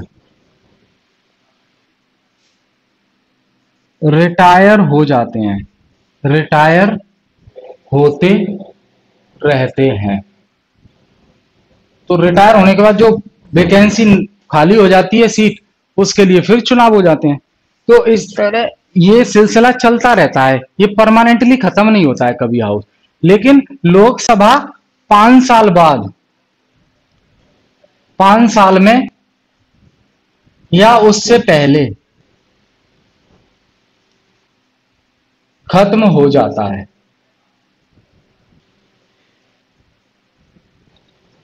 ठीक है, दोनों को हम डिटेल में समझेंगे आगे। अभी ध्यान रखिए, राज्यसभा के जो मेंबर हैं वो हर 2 साल में कुछ रिटायर हो जाते हैं, जिससे जो खाली जगह होती जाती है उसके लिए फिर से चुनाव होते जाते हैं, तो नए सदस्य आते जाते हैं। ठीक है, लोकसभा में 5 साल में चुनाव होता है एक बार में, तो 5 साल बाद लोकसभा अपने आप डिसॉल्व हो जाएगी, प्रेसिडेंट कर देगा। और 5 साल से पहले अगर बहुमत साबित नहीं कर पाई सरकार, तो 5 साल से पहले भी हो जाती है। और लोकसभा का कार्यकाल 5 साल से ज्यादा, 5 साल से ज्यादा बढ़ाया भी जा सकता है इमरजेंसी सिचुएशन में। तो ये सारे फैक्ट हम डिस्कस करेंगे। ठीक है, सारी चीजें आज ही डिस्कस करना पॉसिबल नहीं है, क्योंकि ये अलग अलग चैप्टर हैं एक तरह से, जो डिटेल में हमें पढ़ने हैं और मुझे पढ़ाना है, आपको पढ़ने हैं। ठीक है, तो लोकसभा टेम्परेरी होता है, राज्यसभा परमानेंट होता है। राज्यसभा के सदस्यों का कार्यकाल 6 वर्ष माना गया है, 6 वर्ष कार्यकाल माना गया है। और लोकसभा के सदस्यों का कार्यकाल 5 वर्ष माना गया है। 5 वर्ष है। कैसे है 6 वर्ष और इसका 5 वर्ष कैसे है, वो हम चीजें समझेंगे आगे। ठीक है, ठीक है अमृता जी, मिला आपको जवाब। बस रिक्वेस्ट मेरी यही है कि जो भी चीजें आज पढ़ाई हैं उनको अच्छे से रिवाइज कर लीजिए, जिससे अगली क्लास में अगर ये कॉन्सेप्ट रिपीट होता है तो आप भूलना नहीं है आपको, और मुझसे ये कहने की जरूरत नहीं है कि सर हम भूल गए ये क्या होता है, क्योंकि ये डिस्कस कर दिया है। हालांकि आप पूछोगे मैं बार बार बताऊंगा, ऐसा कोई दिक्कत नहीं है, लेकिन आपके कॉन्सेप्ट क्लियर हो सके इसलिए रिवीजन करना बहुत ज्यादा जरूरी है। ठीक है, क्लियर है अमृता सिंह जी, एक बार मुझे बता दीजिए।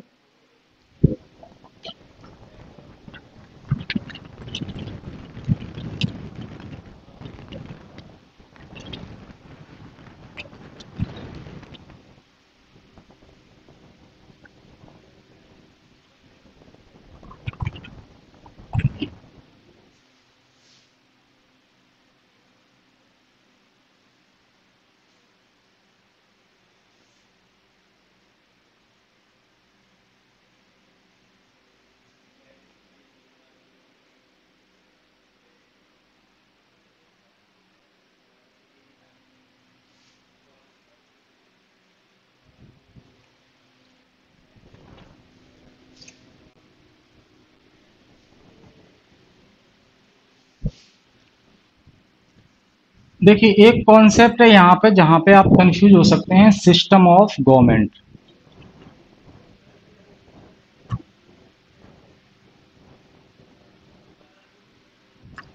सिस्टम ऑफ गवर्नमेंट,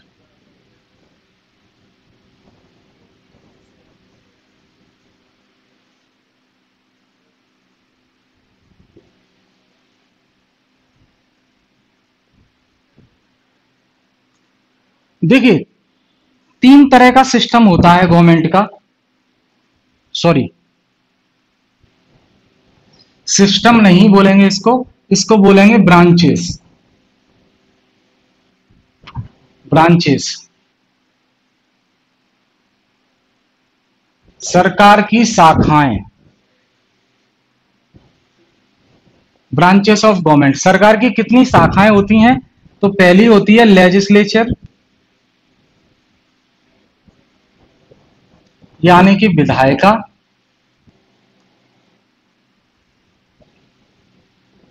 दूसरी होती है एग्जीक्यूटिव,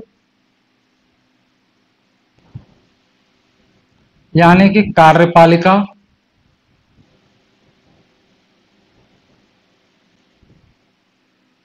तीसरी होती है जुडिशरी, यानी कि न्यायपालिका।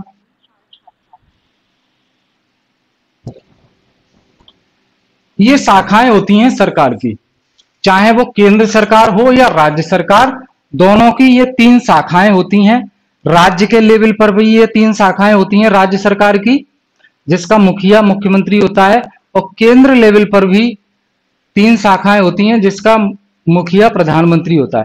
अब बात आती है लेजिस्लेचर क्या काम करती है। मैंने बताया लॉ मेकिंग का काम करती है।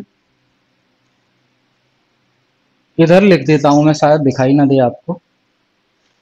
देखिए लेजिस्लेचर क्या करती है, लेजिस्लेचर करती है लॉ मेकिंग का काम।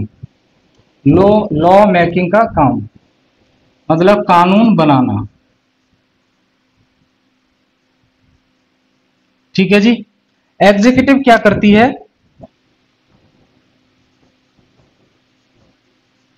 कानून को इम्प्लीमेंट करना। इम्प्लीमेंट यानी कि लागू करना। जुडिशरी क्या करती है,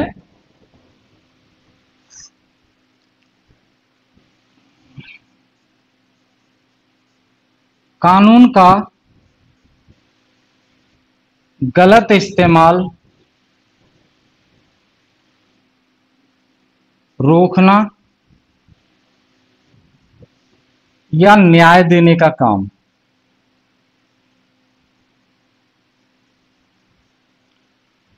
तो लेजिस्लेचर कानून बनाती है, एग्जीक्यूटिव इस कानून को इम्प्लीमेंट करती है, और जुडिशरी ये कानून सही से लागू हुआ है या नहीं हुआ है, कोई कमी तो नहीं है, कोई इसका गलत इस्तेमाल तो नहीं कर रहा है, कोई इसका गलत इस्तेमाल कर रहा है तो उसको सजा देने का काम, न्याय देने का काम ये जुडिशरी का है।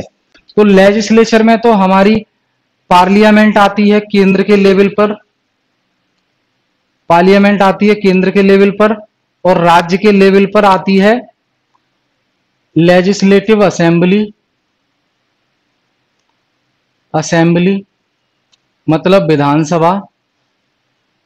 और कार्यपालिका में क्या आता है?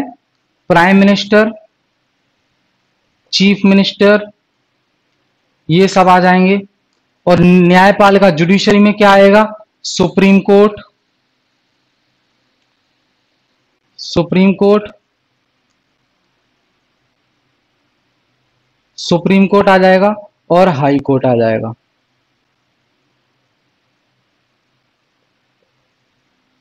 ठीक है, ये होती हैं गवर्नमेंट की शाखाएं, ध्यान रखना है आपको। ठीक है, तो ये हमने सिलेबस डिस्कस किया अच्छे से प्रीवियस क्लास में। पार्लियामेंट के बारे में हमने बेसिक अंडरस्टैंडिंग समझी, क्लियर हुए कॉन्सेप्ट। अब हम कंटिन्यूस भी डिस्कस करेंगे आने वाली क्लास में। पार्लियामेंट से स्टार्ट करते हैं, इन डेप्थ हम डिस्कस करेंगे, और हर टॉपिक पर आधारित एमसीक्यू भी सॉल्व करेंगे जो प्रीवियस एग्जाम में पूछे गए हैं और जो पूछे जा सकते हैं। ठीक है, बस आप रिवीजन करते रहिए। तो थैंक यू क्लास से जुड़ने के लिए।